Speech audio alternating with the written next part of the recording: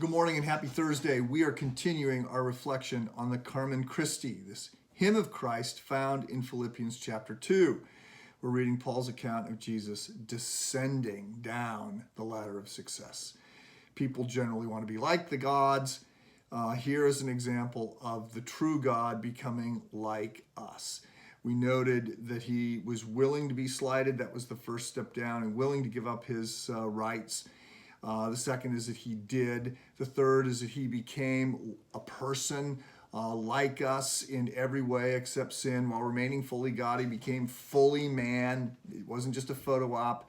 Fourth is that he took on the nature of a servant. It wasn't just an act. This was the deepest part of his essence. He existed in the form of God. He becomes in the form of a servant. So today I want to look at the fifth step down, just the fifth one, and I'll read this for you. Have this attitude in yourself, which was also in Christ Jesus, who, although he existed in the form of God, did not regard equality with God a thing to be grasped, but he emptied himself, taking the form of a bondservant and being found in appearance as a man. And being found in appearance as a man, he humbled himself by becoming obedient to the point of death, even death on a cross. So I want to focus here on this idea that he is found in appearance as a person. This seems like just more of the same. We've already been told that he's fully man, but it's what we're told is that he's fully God and fully man. But when people look at him, they don't see God. His glory has been cloaked, and so he performs the miracles. But the religious leaders say, "Isn't it true that you're a Samaritan and demon-possessed?" Now, calling him a Samaritan was a racial slur. He could care less about that. He just says, "I'm not demon-possessed." He teaches, and the people marvel at his authority, but then they say, "But where do you get off saying that you're from heaven? You're just Joseph's son." So people don't see his divine nature. They're seeing his human nature.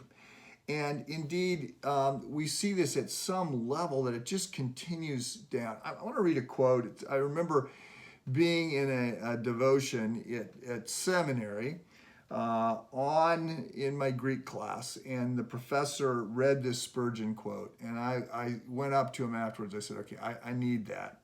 This is before Google. I need that," and I copied it down, and I just think it's a good reflection for us. So Spurgeon is writing about the fact that the people don't see the glory in Jesus, and they see him as nothing. He's in appearance as a man, and that they abuse him and mock him.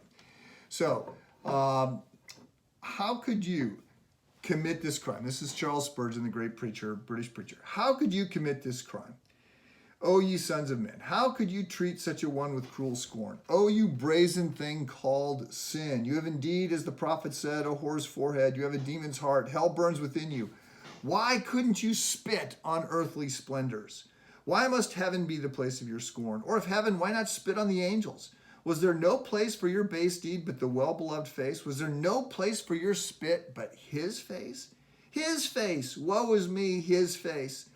Should such loveliness receive such shame as this? I could wish that man had never been created, or that being created, he'd been swept into nothingness, rather than to have lived to commit such horror. See how patient Jesus stands, insulted in the lowest case. Sinners have bound the Almighty's hands and spit in their Creator's face. As Jesus descended, he took on the appearance as a man. We did not see his glory. May you and I be willing to give up our rights to suffer on behalf of others as we follow and embrace this attitude of Jesus. Have a good day.